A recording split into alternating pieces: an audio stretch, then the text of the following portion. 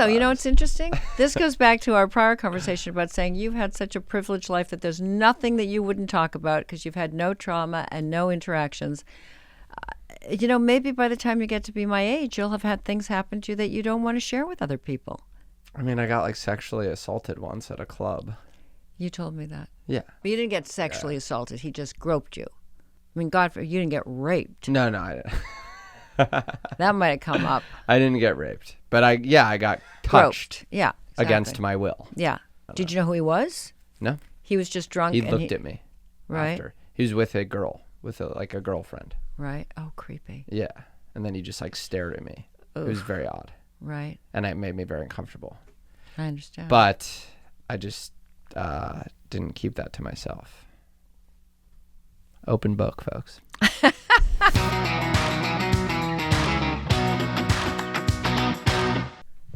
I'm getting terrified because the tickets are selling so well and I don't have a new act for everyone. So I'm like, it's time to be, I've focused on all year. I tried to grow my social media so that I could get an acting role. Right. I didn't succeed. Right. I succeeded in growing my social media. Right. But here's what I thought. Yeah. This can be on camera. It's fine. Yeah. Not that this is interesting to anyone. Right. But here's what I thought throughout the year. Yeah. I thought if I just grow my social media big enough, even though I'm not great at acting, I'll book an acting role because enough people know who I am. It'll be like a pity act. Or like they'll just put me in because I'm like well known enough. So I spent the year focusing on, in addition to getting better at comedy, which I always do when I'm touring anyway, trying to grow my social media. And I did. I grew it. No one put me in anything. And now I just have a lot more people that want to come see me do stand-up because that's all I posted all year. And now it's like, well, I better have a good fucking show for them when all these new people come to see me on tour. Right. And I don't want to just do the same shit that I did last year. I'm with you because I don't think I can listen to that show one more time. Without question. Okay. Maybe you should post pictures of you acting. Oh, Mom, I have to come and talk to you about something. And then, we'll see if some of the casting agents think, who is that? You could do something like that. That's me earlier? No, that could be you posting something. You want me to film a tape where we do a fake scene right now, acting, and then send that writ large to casting directors? No, then you just post it on your social media and they'll see it. Oh, you want me to post just acting out a scene that no one has scripted? Exactly. Okay. Well, as always, very helpful advice. But I think welcome. we'll go right into this piece of advice for today. Okay. First of all, welcome back to Mommy Issues. There you go. Featuring Luca Zelnick. Yeah. And my mother. Yeah. Mom, anything you want to plug today? No, same old question. Okay. Yeah. How are you feeling today? I feel great. Never better. Okay. Never better. All right, let's get right into this. Okay. This one's really dark, just so you know. Oh, no. Hi, Wendy and Lucas. Hoping Lucas comes to Australia one day. The dark humor would do great here. I love your work with Epstein, Wendy. So my question is, how would I approach my parents, or my mother specifically, for clarification about an incident that has happened while I was in grade 10?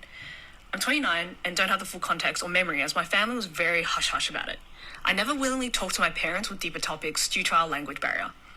My father was accused of sexual assault by someone around my age at the time. There were officials that would question me, which prompted my mother to pluck me from my school and relocate me to a different state. So I lived with my sister in her convent, and I don't know what happened throughout, but all I know is that my father did not go to prison. I have a loving relationship with both of them, even if I do not live in the same state with them currently. I'm afraid that this will change our dynamic. When I visit, I always get close to asking before, I give up. I talk more with my mother than my father, only because she's more the one who initiates dialogue with me. Much love from Melbourne, and by proxy, Perth to Australia. So I guess the question is reckoning with, are you with everything that's happened? Her sister's a nun. Okay. Okay, got it. I think. Okay. Who else lives in convents? Right. I think just nuns. Maybe her sister's like the janitor at the convent, but I think her sister's a nun. Her dad, when she was in grade 10, so Can I interrupt for 1 second? Yeah. Are we allowed to say that we record 1 or 2 episodes at the same time? Yeah. Okay. The prior episode we just recorded, Lucas had no problem asking me on camera if I've ever had an abortion. Please continue. Wait, what is that related to? I'm just thinking about her. I'm afraid to ask my parents. It's been 10 years. Oh, well, I think this is why she's asking us advice, because we have a very open line of communication. Okay. But this is also very different. An abortion and being accused of sexually assaulting a teenager. I hear An you. underage teenager. Basically, her dad's a pedophile. By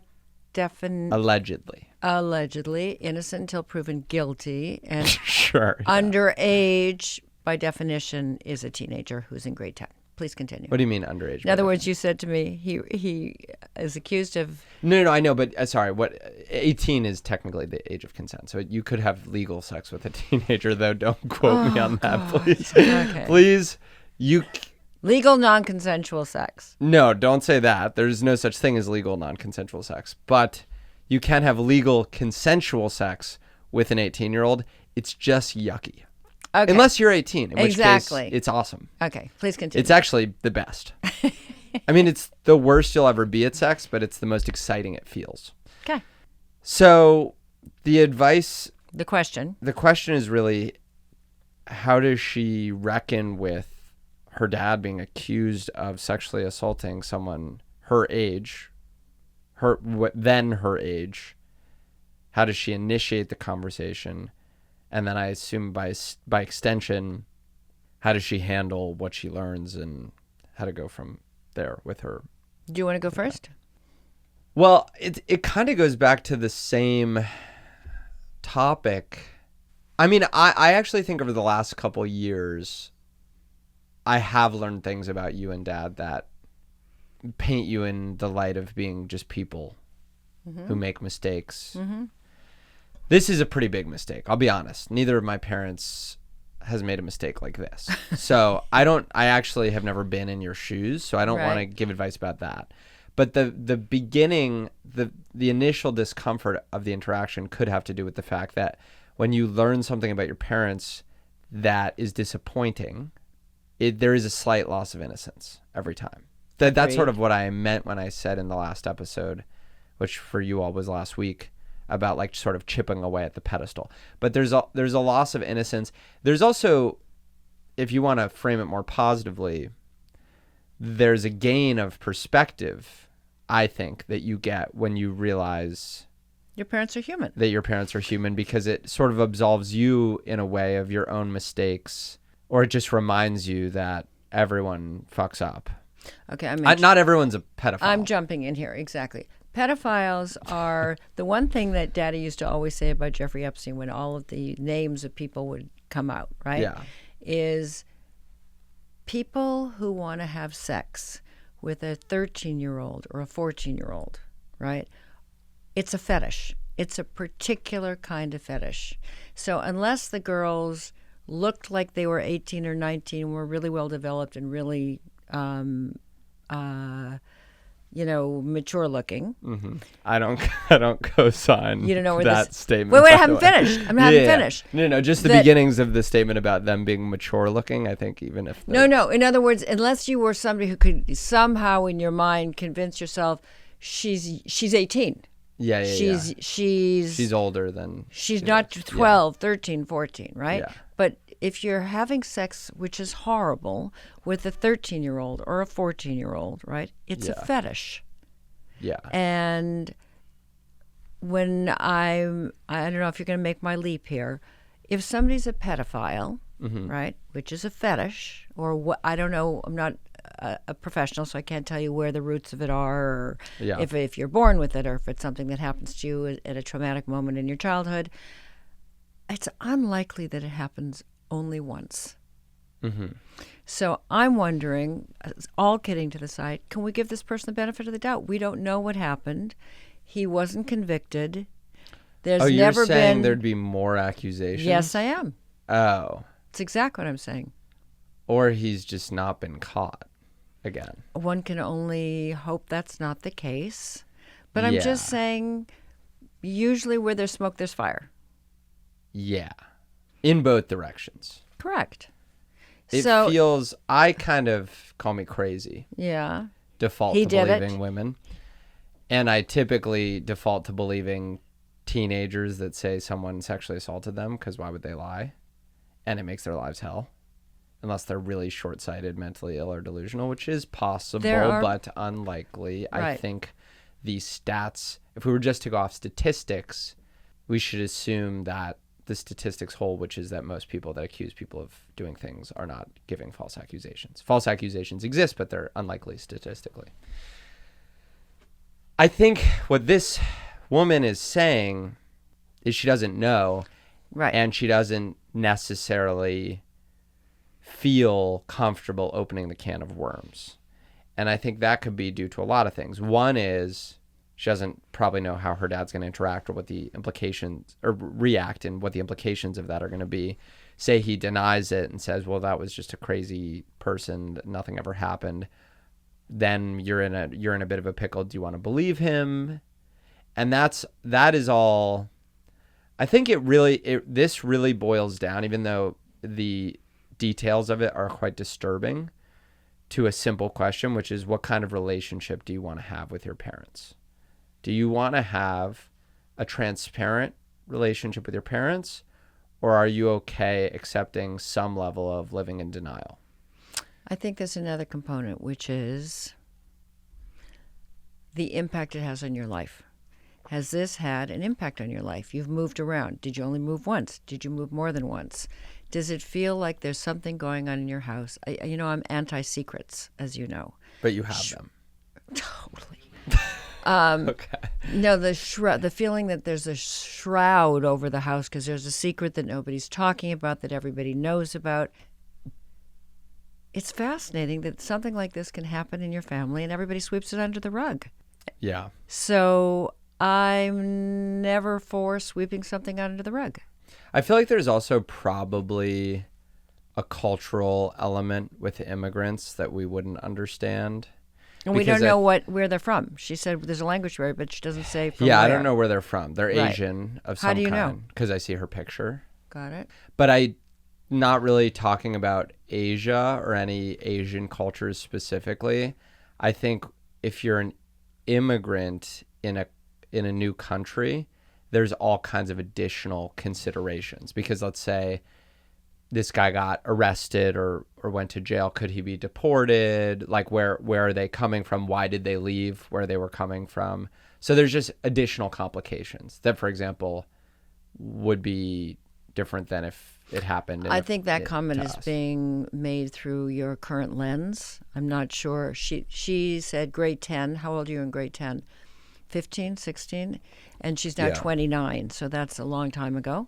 Yeah. I don't think now. But I mean, Right. like, that would have been a reason to sweep it under the rug at that time, potentially. If there's He wasn't a potential convicted. deportation. He wasn't convicted. Yeah. Obviously, they moved. But then And she was questioned by the police. Yeah. You know me. I'm like, sit down and talk to your parents. Sit down and say, guys, what happened here? This is hanging over my head. Whatever happened, I love you both. I continue to love you both. But I'd like to know what happened. I don't want to live with a secret in our lives that feels like it's always hanging in the air and we don't know what it was. But this would be my concern as the child is... You don't want to know. Well, there's two things. There's one, you don't want to know. But then there's also, I think, to me, the most likely scenario is he's going to go, nothing happened. It was a lie. And then you have to live with whether you believe him, whether you're okay accepting that. And that's kind of a different thing entirely. And that might cause a lack of resolution. Right. Was it out of line to say, Dad, I'd really like you to take a what's that machine called? A lie polygraph. detector test. Yeah. I'd like you to take a polygraph. Yeah, because I just can't imagine the world in which this guy that did that, say he did that, is going to come clean to his daughter about having done that. Let me ask you another question. Can you imagine a world in which you believe a man has done this and the wife continues to live with him? Well, she didn't. She didn't say her parents are divorced. I think so. I think she said my mom moved me away. Oh, So I didn't hear that. I don't think she... I mean, I we could think play her the parents tape still live again. together. Do you want to Yeah, I think her parents still live see together. if it's in there? Yeah. My father was accused of sexual assault by someone around my age at the time. There were officials that would question me, which prompted my mother to pluck me from my school and relocate me to a different state.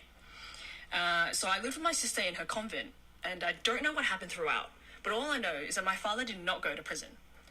I have a loving relationship with both of them, even if I do not live in the same state with them currently. I'm afraid that this will change our dynamic. When I visit, I always get close to asking before, I give up. I talk more with my mother than my father, only because she's more the one who initiates dialogue with me. Much love from Melbourne, and... My takeaway is that the parents were still Yeah, married. I think you're right. Right? And they moved her to a convent where her sister lived. Maybe they were doing her a favor. Maybe she would have been bullied in school or something. Exactly. It would have been like, right. She would have been like the shame of the town. So maybe they really did do her a favor there. I think secrets are insidious and invasive, and they're bad. As a keeper of them. No, I mean, I don't keep any secrets that are, Eating away at you. No. But then why keep them? I mean, some things you just don't tell other people. but if you know, like, you have like one secret. How many secrets do you have? Who knows how many secrets I have. Not accidental things that you've never told anyone. Like, I'm sure I've like farted and never told anyone about it. But that's not a secret. That's just an unimportant detail. I have important details that I've never shared. But that doesn't mean they're secrets. But doesn't mean they're secrets. It just means I haven't told anybody. You're like a really semantic person. Also, sometimes. It's interesting. This goes back to our prior conversation about saying you've had such a privileged life that there's nothing that you wouldn't talk about because you've had no trauma and no interactions. Maybe by the time you get to be my age, you'll have had things happen to you that you don't want to share with other people. I mean, I got like sexually assaulted once at a club. You told me that. Yeah. But you didn't get sexually assaulted. He just groped you. I mean, God, you didn't get raped. No, I didn't. That might have come up. I didn't get raped, but I got touched. Groped. Yeah, exactly. Against my will. Yeah. Yeah. Did you know who he was? No. He was just drunk. He looked at me. Right. After. He was with a girl, with a girlfriend. Right. Oh, creepy. Yeah, and then he just like stared at me. Oof. It was very odd. Right. And it made me very uncomfortable. I understand. But I just didn't keep that to myself. Open book, folks. And now you all know. Anyway, I just think that she should talk to her parents about it because she's clearly twisting over it. She thinks about it. She thinks about it every time she goes home. And what's the worst that can happen? Her parents say, I don't want to talk to you about it. But at least it's on them, not on her. Yeah. Well, I think there's not too much more you need to know if he raped or assaulted a child. Then your dad is a pedophile. And that's, then I would take that information directly to therapy. And I would deal with it. I would find a great therapist. Yeah. And I wouldn't have too many, maybe more conversations with your mom. Right. If you want to know why your mom stayed or what her belief is. Right. But has she ever talked to her sister about it in the convent? I don't know. We don't know. Yeah. I mean, it seems like the good But her news is sister would probably say something weird like, God, only yeah, God like, knows. Yeah, like tell God. Right. You Exactly. know, and then you're like, it's like, don't tell God. I mean, you can tell God whatever you want, but go to therapy. Right. God doesn't talk back. That's one of his worst qualities, in fact. He never, he's a good listener. That's a great good listener. quality. Yes, he's a great, God is like he's like a feminist. He's a great listener. Mm-hmm. And he has nothing much to say. That's that's how you define feminism? Great listeners with nothing to say? He lets women speak. He creates more space for them. That makes God a feminist. Now, if God were really a feminist, he'd have created a world where women are paid equally. So he can't be that much of a feminist. He's the creator of all things, including sexism. So I can't imagine he's totally a feminist, but he's a great listener. Mm-hmm. He's a he. Yeah, well, God is a man. I mean, of course, the Bible says so. Because he didn't create you as a feminist. He just created himself as a feminist. It's not a matter of feminism or not. If we want to go off God, we have to look at the Bible, and the Bible keeps saying he. Unless you think the Bible's wrong. Wait, do you think the Bible's incorrect? Do you think some of that stuff didn't happen or isn't real? I think. Oh no, it all happened. Yeah, definitely, okay. It all happened. So then he's a man. Yeah. Okay. I'm fascinated by this. How she's 29 and it's still eating away at her. Let's actually. I have a related one that's on the same topic, but slightly less dark. Okay. So let's run with that, and then I'm probably gonna run this one at 1.5 speed if we can understand the speed. Because it's just longer. Okay. Hello. Okay, I have a crazy one for the two of you, and some motherly advice would be very appreciated. My parents are married, and I grew up with a very happy, healthy, loving childhood. After I finished my undergrad, I ended up moving back in with my parents for a little bit, and we have this very multi-age, tight-knit community here. And during this time period, my dad had strongly encouraged me to become friends with one of our neighbors who was in her 30s. She's much closer in age to me than she is to my parents, and we have a lot in common, and we ended up becoming friends. We traveled a little bit together and formed a friendship. And recently, my parents got my sister and I on a Zoom call and let us know that they are separating and that my dad is moving into an apartment, which was a big shock because I had just been with them, the two of them, the week prior, and everything seemed super normal. And as I'm all confused and trying to unpack how this is happening, I find out that my dad had been in a secret relationship with this friend / neighbor person. And it seemed to have been a kind of open marriage situation that likely possibly started as an affair. It's all very unclear.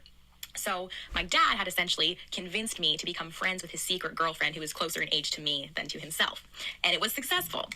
And then I found out that this friend had also been in a secret relationship with my uncle, as in my mom's brother. Oh my God. And they were together for 5 years.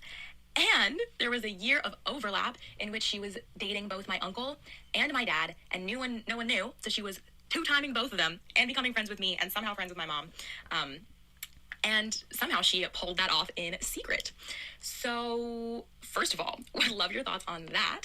And also would love your advice on how to navigate the relationship with my dad, because I don't think my dad fully understands the gravity of the fucked upness of the situation. And I think he just feels like no one is really happy for him that he finally found this love in his life with this person. So that's a bit tricky for me. Anyways, would love your thoughts. Thank you in advance. Wow. Yeah. First of all, there seems to be something, and we've seen this happen to a lot of men. There's something that happens to a man after the age of 50.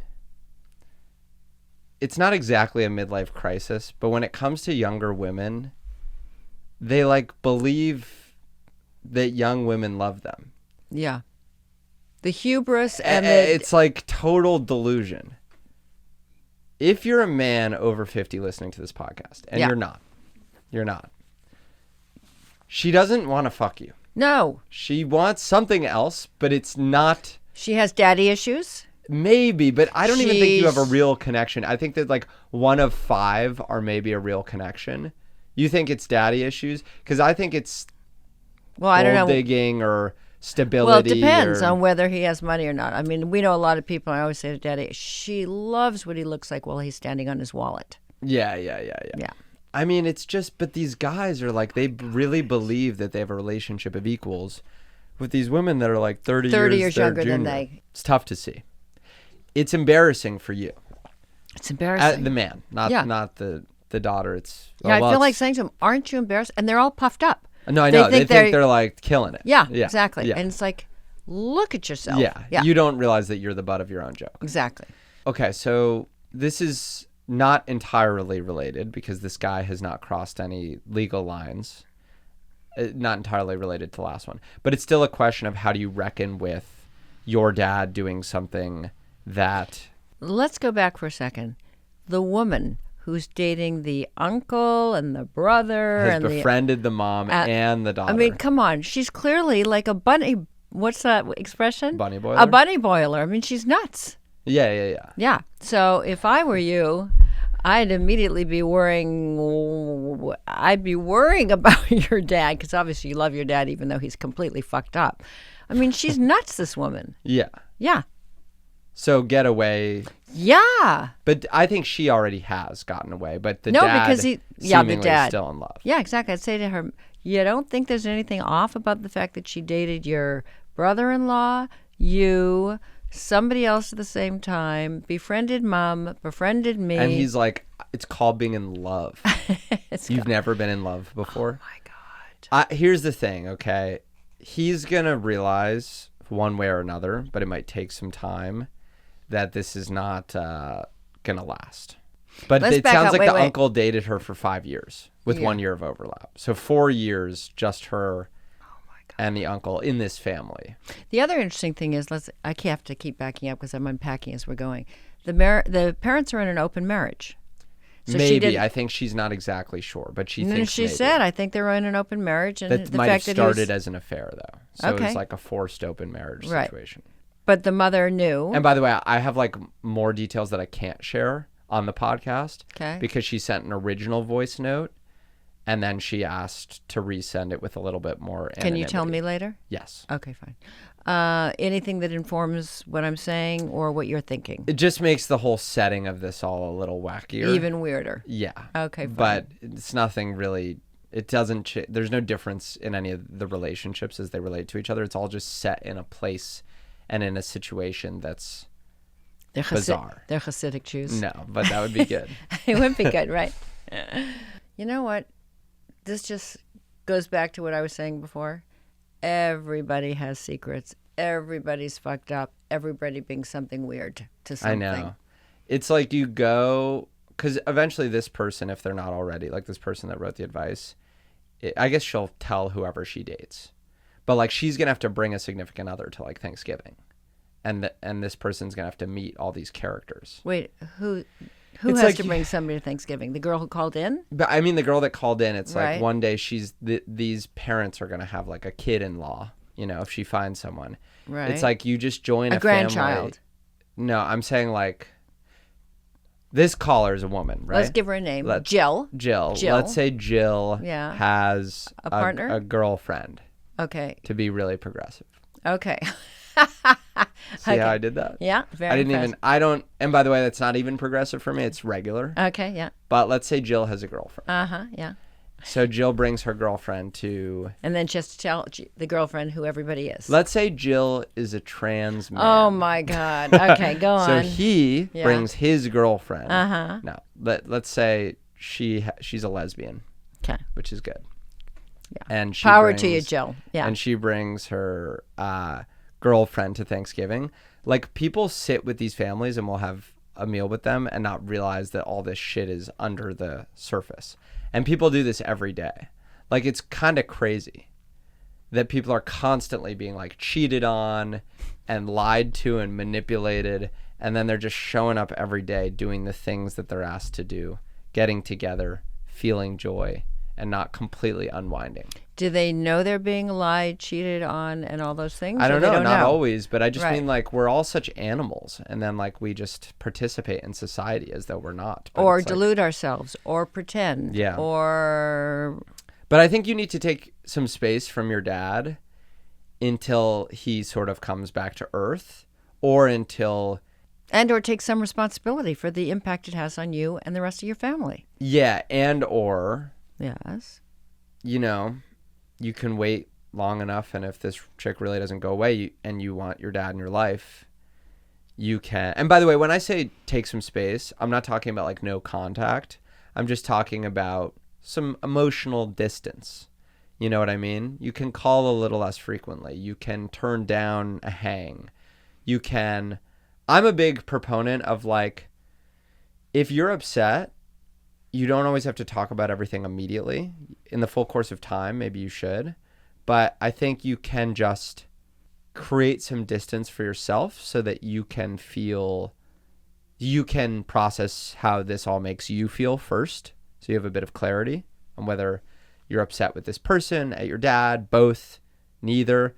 Some people just aren't ultimately that upset. That's okay too. You don't have to be angry at this chick who lied and manipulated to your entire family, befriended your mom, befriended you, fucked your uncle and your dad. shit. You don't actually have to be mad at her if you like her and but I mean, you don't have to if you don't feel that way. But I think you should take some space and figure out how you feel first. Okay, so what did you just say? You're a big proponent that you do what? Take a little bit of emotional space before you... Yeah. That's where Lucas and I differ. As Okay, Lucas knows. You go ahead. Because I always have to get it off my chest right away. Right? Yeah. Which is for better or for worse. But I don't think there's anything wrong with telling somebody how you feel, even in the moment, because it's not your job to process and tone it down and to benefit them, right? And I think what that girl did is fucked up. To befriend you, to know what's going on, to be part of this web of lies and relationships and deceit. That's the word, Lucas, deceit.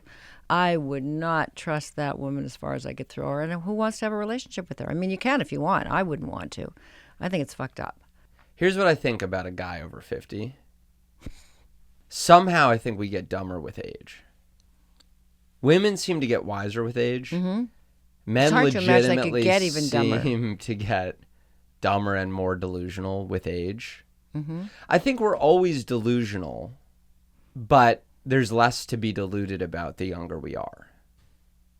And I think there's a problem, which is like society punishes us less for aging than it punishes women. So men sometimes believe they're like really hot silver foxes. Oh my God. And some of them are. Like I'm thinking of like particularly ugly, short, fat, bald ones. Yeah, me too. There are some guys that are like actual studs. So I don't know what your dad looks like. Maybe he is really hot and that might make someone like organically attracted to him even if they're 20 years his junior. But if you can forgive your dad for one thing, it should be that he's dumb and delusional. And you could at least find within him some innocence rather than some sinister plotting, I'm going to cheat on your mom and this and that. It's not innocence, but he's not innocent. But you can at least... He got carried away. He got see his swooped off his frailty, his insecurity, and his humanity. Yeah.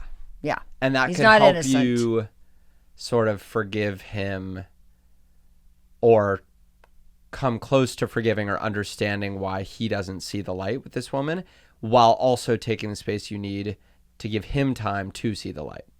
Because it'll be easier to forgive him if in 3 months from now he's like, holy shit, that chick was insane. What was I doing? I love your bunny mom. boiler. Exactly. Yeah. And they're only separated, and they seemed, they're on amicable enough terms that you were with them for a week and didn't notice that they're getting separated. So it's all very fresh. You got to let this develop, and you should process on your own. I don't think you should be in the thick of it with them because they're also processing, and your mom is also probably processing, and who knows what your uncle knew. I mean, like, so your dad's going to have to, he has a lot of relationships he has to rectify. And I don't know what possessed him to tell you to befriend this woman. And I don't know what possessed this woman to tell him that she wants to be friends with you. I don't know if they thought like, And well, one day travel she's going to be like That your is stepmom. bizarre. And so Exactly. you can be like friends. Exactly. So there's a lot of manipulation that happened. And I think lot. you deserved at the time the right to know that this person that was being pushed to be your friend was like doing shit behind your back that you would not have been okay with. You deserved to know that, and they didn't inform you. And I think that's enough to be mad about, that you should take some space and process and let this all settle down. I love take space, process. Well, I don't know. I'm You like- don't know how you feel about anything for a little bit. I know, but I'd be pissed off. Lately, I'm realizing You're like, zen? I don't think it's zen. What I'm realizing lately is like, I don't know how I feel about anything for at least an hour. That's interesting. Like I'm realizing, I wish I did, but That's so mature. I mean that. That's really a mature I think it is response. a sign of maturity. I think but you're like more mature than I am. I know how I crazy feel. things happen to me. It's a lot with work too. It's like something will happen that's really upsetting on stage, or I'll have a bad set or this or that, or someone will comment something negative about me on the internet or something. And in an hour, I'm starting to realize there's a feeling that sits with me, and that's really the feeling that I feel about it. But in the moment, I don't, because there's all kinds of, if it's an affront to your ego. My dog, I felt nothing about when it happened other than shock. And then over the course of days, I processed a lot of different emotions because that was more like a trauma. So there was like a lot of emotions to process. But I don't think you know anything in the immediate aftermath of really anything. That is wise. That is mature. And if I ever am your age again, maybe I'll get there because I'm so not there. Yeah. I mean, I know it's true, but that doesn't mean I take my foot off the pedal for that hour to process it. Well, what would you would just go right to this guy and be like, you're a fucking idiot? I probably would. Yeah. And by the way, I'm Maybe entitled she to have that has. response in the moment, which is not to say I can't go back 6 weeks later or 6 months later to say maybe I was too harsh. But I wouldn't hold it in.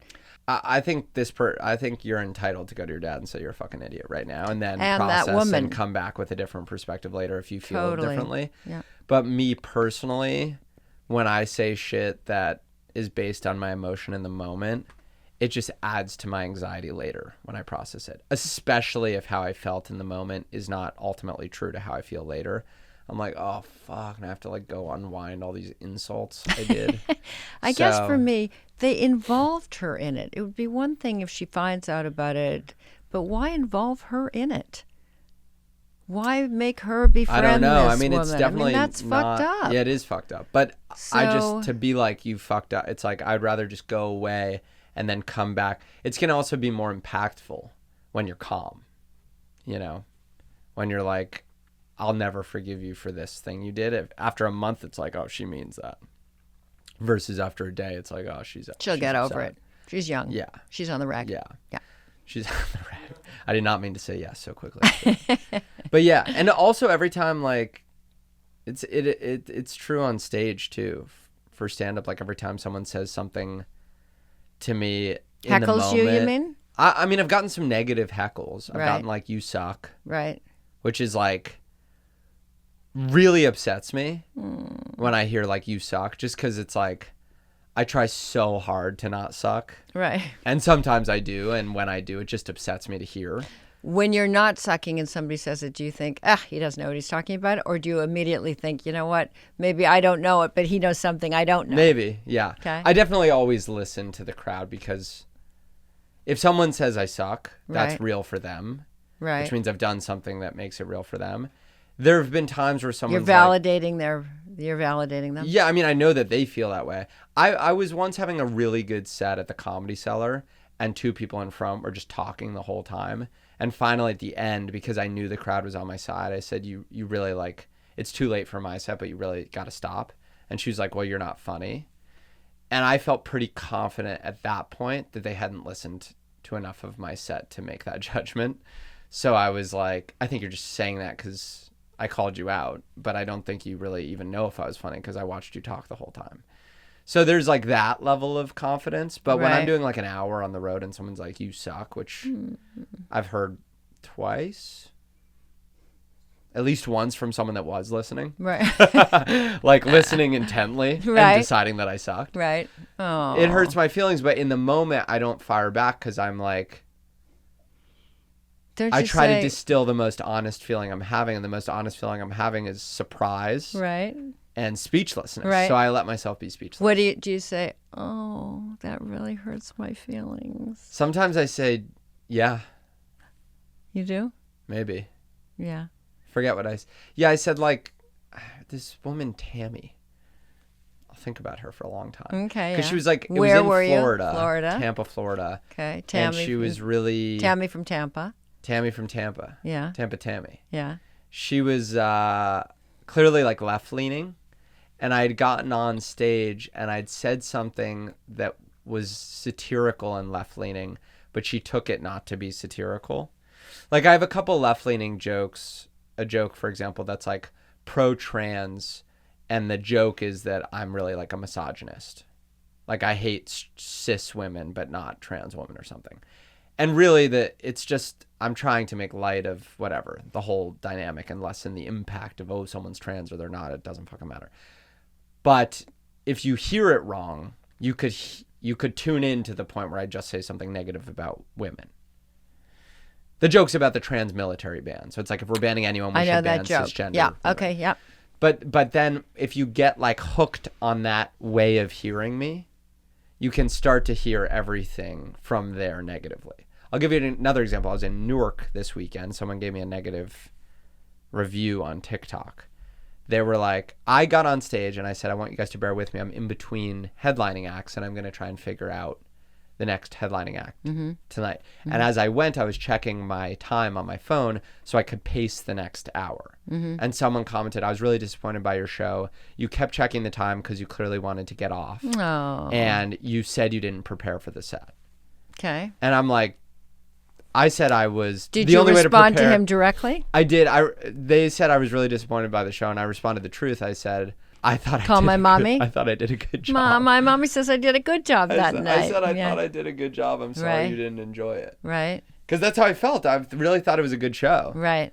It's different if it's a bad show. I'm like, yeah, not my best. Right. That too. But this time I thought I delivered a good show. And then did you explain to him why you were looking at your clock? I don't go that far down the... I wanted to, but I think at a certain point it's like, hey, I'll get you sorted with a refund. Is that what you said to him? I always offer people a refund if they want, because they and never did he- take me up on it. It just makes them feel guilty. And when Because when push comes to shove, they're not really going to ask me for a refund. Right. It's like a terrible precedent to set. Right. To just be like, anyone that doesn't like this should get a refund, because the truth is you take a chance whenever you see a live You may show. want to edit this because before you know it, the entire show sold out. You guys mail. can ask me for a refund. Doesn't mean I'm going to respond to you. Okay, fine. Yeah. So did he respond to your saying? She. To him? Did they respond to your saying? Yeah, the first comment was they were disappointed by the show, and I said, Yeah. I'm sorry, I thought I did a good job. Right. And then a lot of people started defending me and shitting on them. Why would you say that? Blah blah blah blah blah. Oh, so your responses are public. You don't go off. This was in a public forum. Okay. And then they in defending themselves to someone else, I didn't give them anything to defend. I just said, sorry, I didn't enjoy it. I thought I did a good job. But then someone else was like, why the fuck would you say that? And they were like, you weren't at the fucking show. He said he didn't prepare. And it was just a classic case of like, clearly you just had a bad time at the show and you started retroactively taking everything I said in the most negative possible light. But I didn't say I didn't prepare. I said, I'm working on a new thing, and that's the only way you do Another prepare doing woman on her stand-up. period. Yeah, go ahead. Yeah, I said, clearly you're ovulating or something weird. I don't even know what that means. But maybe she was pregnant. Maybe she was the pregnant neighbor of the guy from last week. And just found out that he wasn't going to support her. Yeah. Yeah, it's just like people, if So you have where a bad did that time, end? Where did that end? it just ended there. I mean, it sucks for me. Like I don't care if someone says like a video is not funny, because it's a little snippet and you don't know me and you don't have to like me. But if you really support me all the way to making it to a show in person and you see the whole thing, you give me an hour of your time, and then you leave having had a bad time, I feel really disappointed. I feel like I failed you. I like And that. I understand it's an inevitability. Like, you just can't make everyone happy. There are people that will come and it's not for them. And there are shows where I will do a bad job because I'm Human. not in the right headspace, or I just don't connect, and then I feel insecure, and then that Or drives you found my out choices. that your daddy's been having an affair with the next door neighbor, Yeah, who's my exactly. best friend. Yeah. Totally. Okay. Yeah. But I really do take that to heart, even if it's one person. Even if 50,000 people come out to see me on a tour, if one of them actually goes to the show and publicly is like, this show was not fun, I'm like, fuck. That I feel like a total failure. So I do try to respond every time someone, and I just try to say the most disarming thing I can, because I feel like if you defend it, Right, exactly. You You cause look them like- to go searching Right, for for- other reasons why your show was bad. So do you remember what you said to Tammy from Tampa? So Tammy from Tampa had come and she started hearing everything wrong. Right. And she said you suck from the audience. She said I suck. I started it. I said I Does could anyone tell. here think I suck? No, she was. It got to the point where at first she was front and center. She was like, I can only see 14 people a show. Right, because of the Basically. lights. And she was one of the few I could see, and she was like dead center. And it started with like no laughter. And then it started with like looking around, like confusion that other people were laughing. And then it became like shaking the head. And then it became like going on the phone, looking up, shaking the head. So it started to just... Get in your head. As a professional, I Right. know you're really not supposed to ever address it. Right. Because the point is the people that are having a good time, not the one person that's not. Right, exactly. But after about like, I think it was 25 minutes, it was getting worse and worse and worse. And it was like impossible for me to ignore. And I started to feel like I can't do what I need to do While you're looking at- mentally yeah. with her being like that. So- So I stopped and I was like, have I said something to offend you? I can see that you're not really enjoying the show. And she was like, you're just really bad at this and you suck, basically. Okay. You suck and you're a bad person. Oh, and a bad person. So Think she she was called me a bad personal. person. Oh. At which point? I was like, I really, really believe. I was like, unless you're hating this because it's not Republican enough. I was like, I sincerely believe, which was not the vibe I was getting off of her, that we're on the same side and you're just kind of misunderstanding what I'm trying to communicate. And she was like, she was like, I don't fucking care. You suck. Like, I don't care what you're trying to communicate. Did any of the audience support you? The rest of the audience, or it you just were got just the weird two of you because having I a got so conversation? earnest quickly. Right. Like I went from like a comedy show to Right. like being like, I swear, like we're aligned, Right. like philosophically, and Right. everyone else is just like Can we probably get on wasn't with the even really show? noticing, Right. and she was like loving my opener too.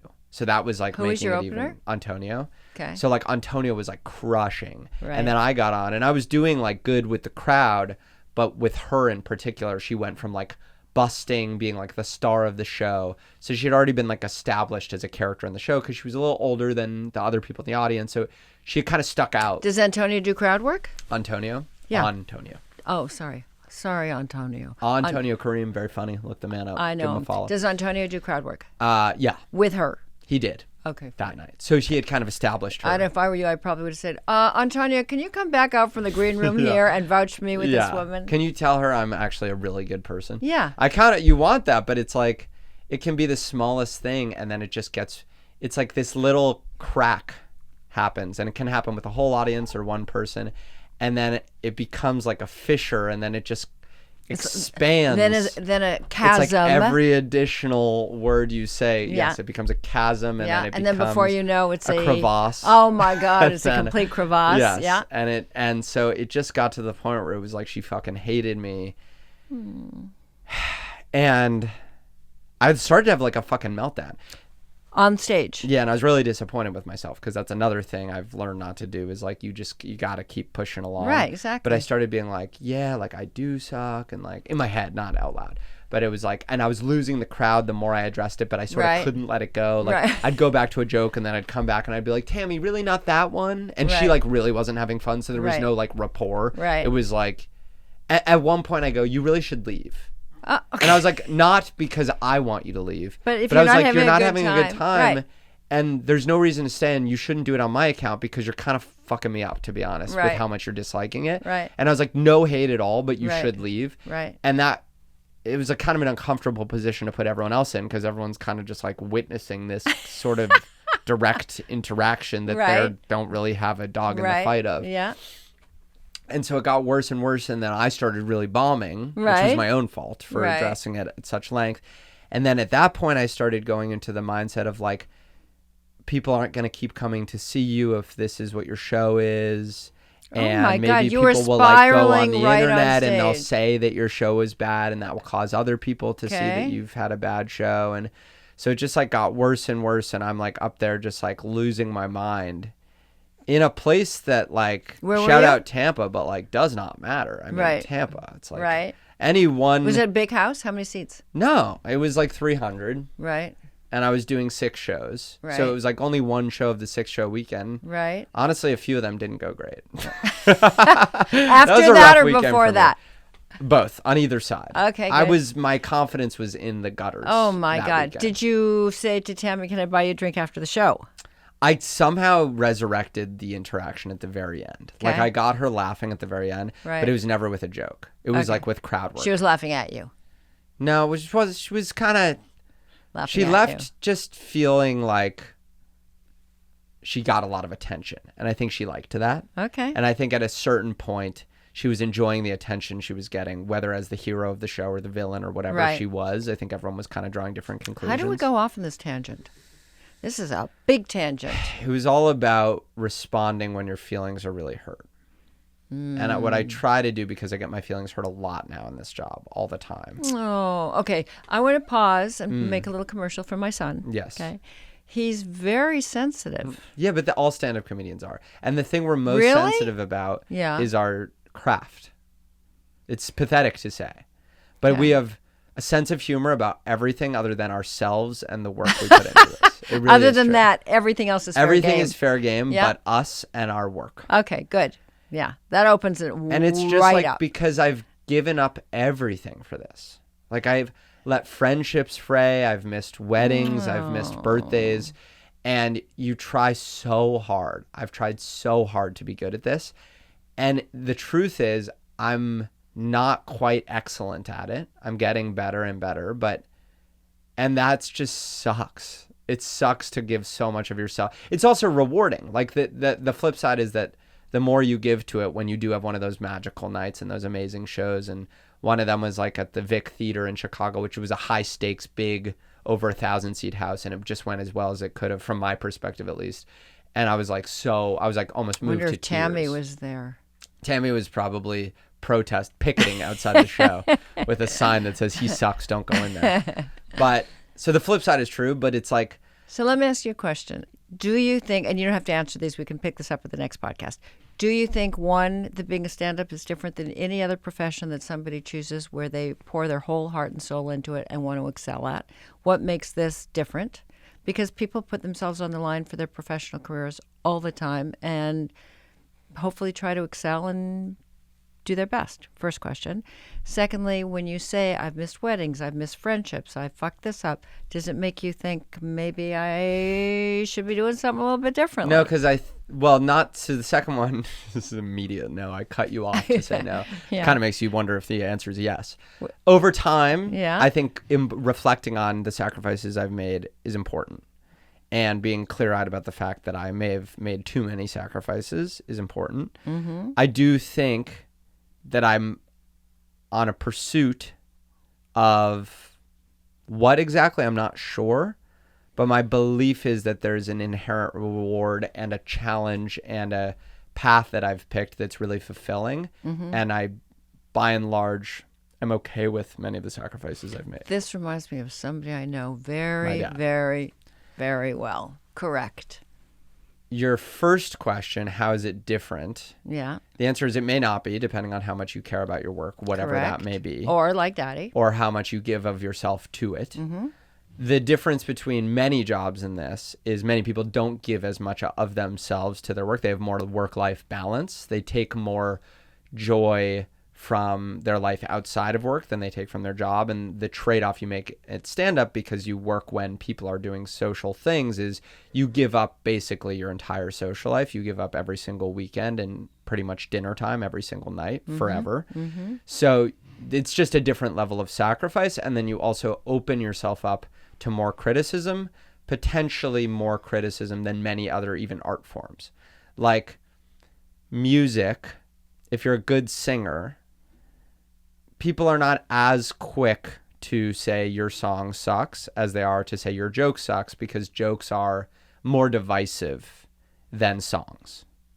So it's just, there's more people, especially stand-up the way I do it. There's stand-ups, everyone's different. Like Nate Bargatze is a pretty clean observational stand-up comic, and he doesn't create a ton of controversy with the things he says while still being really funny. And I have a lot of respect for that.